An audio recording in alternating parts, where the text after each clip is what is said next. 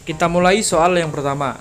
Kasus pengerusakan fasilitas hotel yang dilakukan oleh beberapa tamu tidak dapat dibenarkan hanya berdalih sudah membayar kamar dengan harga mahal. Mereka merasa benar telah merusak fasilitas hotel. Pihak pengelola hotel tersebut sangat menyayangkan hal ini dan berniat menuntut ganti rugi. Adu argumen pun terjadi. Tamu hotel merasa kecewa dan mengatakan bahwa harga mahal tersebut tidak sebanding dengan isi dan fasilitas kamar, sehingga mereka yakin merasa bebas melakukan apa saja. Sikap tamu hotel ini bertentangan dengan sila kelima Pancasila pada butir.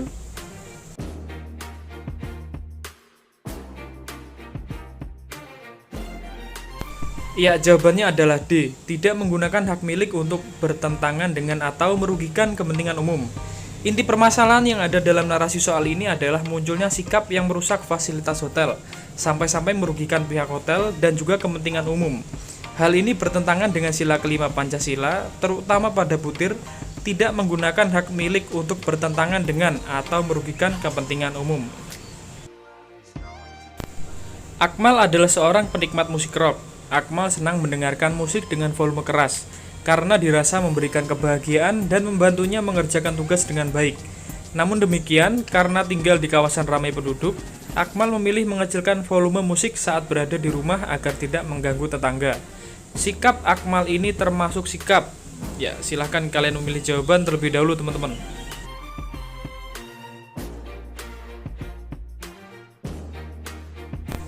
Ya, jawabannya adalah B, tenggang rasa.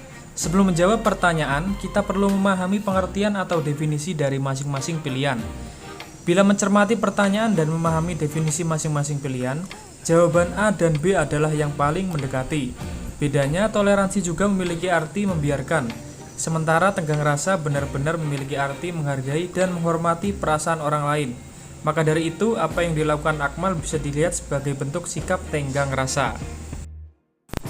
Oke, next. Maraknya penyebaran hoaks di media sosial di Indonesia kerap mengakibatkan terbentuknya kubu-kubu. Tak hanya di dunia nyata, perang di dunia maya pun terjadi untuk membela kubu masing-masing. Hal ini tentunya sangat membahayakan dan dapat menjadi bumerang bagi bangsa Indonesia, karena hal ini tidak sesuai dengan wujud Pancasila sebagai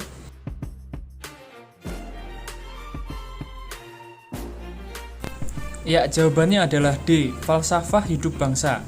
Bila diperhatikan, soal ini sangat erat kaitannya dengan ancaman akan persatuan bangsa. Apapun yang berkaitan dengan isu persatuan bangsa pada dasarnya berkaitan dengan Pancasila sebagai falsafah hidup bangsa. Dengan kata lain, Pancasila sebagai falsafah hidup bangsa adalah alat pemersatu bangsa. Indonesia merupakan negara yang berbatasan langsung dengan Malaysia di Pulau Kalimantan. Di daerah perbatasan itu, penduduk lebih akrab dengan uang ringgit daripada rupiah. Bahkan juga ikut menggunakannya dalam pembayaran transaksi sehari-hari. Mereka juga memilih berdagang dan berbelanja di Malaysia karena faktor jarak yang lebih dekat. Dari perbatasan Malaysia Kalimantan Barat, penduduk hanya butuh waktu 15-30 menit ke Malaysia. Sedangkan ke kota butuh 8-10 jam dan hanya bisa ditempuh melalui jalur air.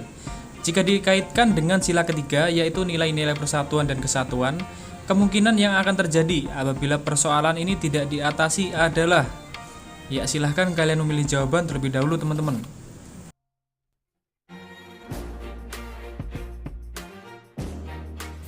Ya, jawabannya adalah E teman-teman. Jarak yang dekat dan kemudahan yang ditawarkan untuk pergi ke Malaysia dari wilayah perbatasan membuat masyarakat di Kalimantan menjadi lebih akrab dengan Malaysia.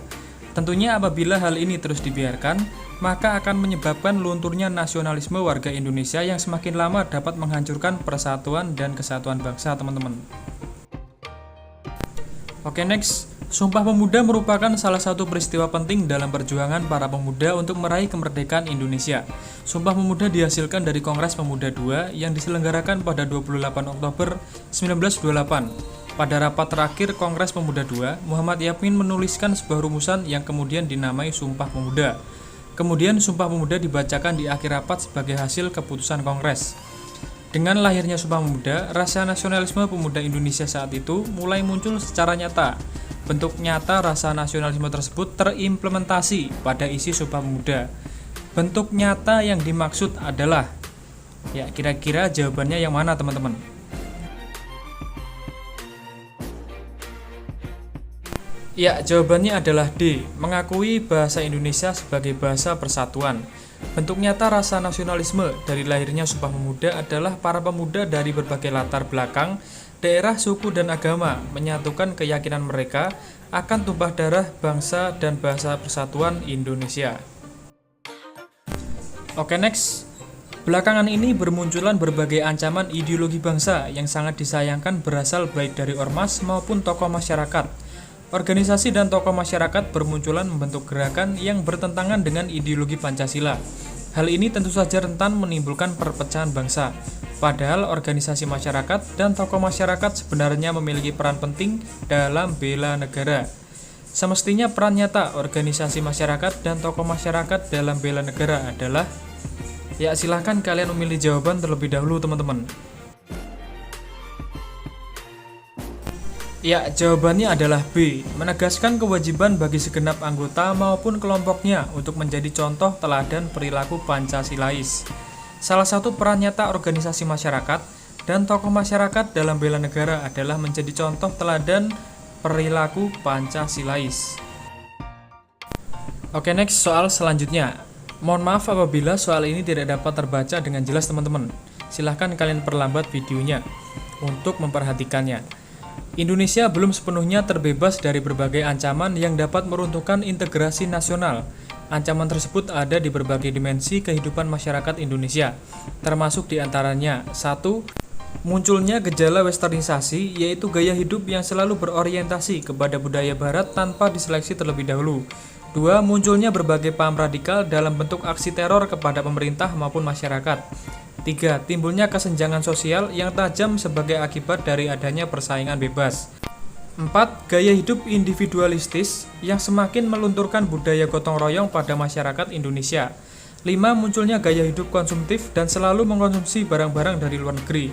6. Indonesia akan dibanjiri oleh barang-barang dari luar negeri seiring dengan adanya perdagangan bebas.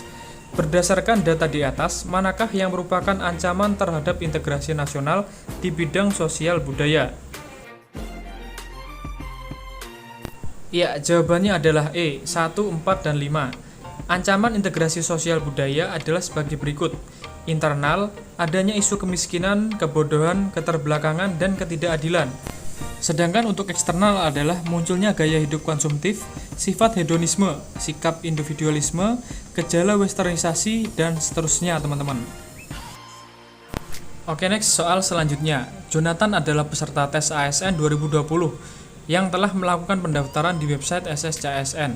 Karena akan mengikuti seleksi yang lokasinya di luar kota, maka keesokan harinya Jonathan segera mendatangi posko vaksinasi untuk disuntik vaksin. Jonathan beranggapan bahwa kesediaan untuk segera divaksin dapat menciptakan kekebalan kelompok sebagai upaya perlindungan tidak langsung terhadap virus COVID. Maka dari itu sedikitnya 182 juta penduduk harus sudah disuntik vaksin.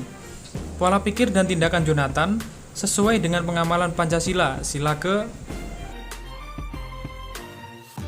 Ya, jawabannya adalah E, sila kelima. Alasan mau vaksin untuk herd imun agar tidak banyak yang tertular dan agar ekonomi pulih. Di dalam soal ini kata kuncinya adalah kekebalan kelompok, yang mana kesadaran diri sendiri agar terciptanya herd imun. Kebebasan atas hak milik dan jaminan sosial serta mendapatkan pekerjaan dan perlindungan kesehatan merupakan hubungan HAM dengan Pancasila, sila ke... Ya, jawabannya adalah E. Kebebasan atas hak milik dan jaminan sosial serta mendapatkan pekerjaan dan perlindungan kesehatan. Sila ini mengandung prinsip usaha bersama dalam mencapai cita-cita masyarakat yang adil dan makmur, merupakan hubungan HAM dengan Pancasila, sila keadilan sosial bagi seluruh rakyat Indonesia. Jawabannya yang E, teman-teman. Oke, lanjut.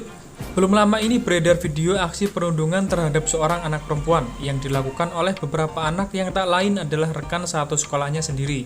Dilaporkan bahwa pelaku melakukan kekerasan fisik terhadap korban hingga membuat korban menangis. Hal ini termasuk penyimpangan, sila ke... Ya, silahkan kalian memilih jawaban terlebih dahulu, teman-teman.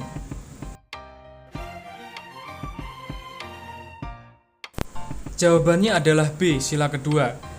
Aksi yang dijelaskan pada soal melanggar beberapa butir Pancasila, sila kedua diantaranya adalah Mengakui dan memperlakukan manusia sesuai dengan harkat dan martabatnya sebagai makhluk Tuhan Yang Maha Esa. Mengakui persamaan derajat, persamaan hak, dan kewajiban asasi setiap manusia, tanpa membedakan suku, keturunan, agama, kepercayaan, jenis kelamin, dan sebagainya. Mengembangkan sikap saling mencintai sesama manusia, teman-teman. Jadi, jawabannya adalah B. Konsepsi Pancasila tentang hubungan antara manusia dan masyarakat adalah terciptanya keselarasan, keserasian, dan keseimbangan yang merupakan konsepsi Pancasila. Hal ini dapat diwujudkan melalui, ya kira-kira manakah jawaban yang tepat? Ya, jawabannya adalah D. Asas keselarasan, keserasian, dan keseimbangan adalah bahwa setiap materi muatan peraturan perundang-undangan harus mencerminkan keseimbangan, keserasian, dan keselarasan antara kepentingan individu, masyarakat, dan kepentingan bangsa dan negara. Maka dari itu, hal ini dapat diwujudkan salah satunya melalui mengutamakan kepentingan umum daripada kepentingan golongan atau kepentingan pribadi, teman-teman. Jadi jawaban yang tepat adalah D. Oke, next. Bela negara adalah tekad, sikap, dan perilaku warga negara yang dijiwai oleh kecintaannya kepada Negara Kesatuan Republik Indonesia yang berdasarkan Pancasila dan UUD 1945 dalam menjamin kelangsungan hidup bangsa dan negara. Salah satu usaha dalam mempertahankan negara adalah menerapkan sistem pertahanan semesta atau SIS-HANTA yang berarti, ya silahkan kalian memilih jawaban terlebih dahulu, teman-teman. Jawabannya adalah E. SIS-HANTA sebagai sistem pertahanan Indonesia bersifat semesta, bermakna melibatkan seluruh rakyat dan segenap sumber daya nasional, sarana dan prasarana nasional, serta seluruh wilayah negara sebagai satu kesatuan pertahanan. Ini adalah penjelasan dari UU Pertahanan Negara, teman-teman. Oke, lanjut soal selanjutnya. Undang-Undang Dasar 1945 sebagai hukum dasar NKRI dipenuhi perdebatan yang sengit pada proses pembentukannya, terutama antara para founding father sebagai berikut kecuali. Ya, silahkan kalian memilih jawaban terlebih dahulu, teman-teman. Ya, jawabannya adalah E. Hos Cokro Aminoto, kecuali, teman-teman. Sebagai negara yang baru merdeka pada tahun 1945, para founding father Indonesia telah merencanakan Undang-Undang Dasar 1945 sebagai hukum dasar NKRI, walaupun tidak dapat dipungkiri bahwa pembentukannya dipenuhi perdebatan sengit, terutama antara Supomo, Muhammad Hatta, Muhammad Yamin, dan Soekarno. Jadi kecuali jawabannya yang E, teman-teman. Oke, next. Presiden Soekarno mengeluarkan dekrit yang salah satu keputusannya adalah mengubah sistem ketatanegaraan Indonesia, yaitu, ya kira-kira manakah jawaban yang tepat, teman-teman? Ya, jawabannya adalah A. Dekrit Presiden 5 Juli 1959 yang dilakukan Presiden Soekarno, salah satu keputusannya merubah sistem ketatanegaraan Indonesia dengan memberlakukannya kembali Undang-Undang Dasar 1945 dan menyatakan tidak berlakunya UUD 1950.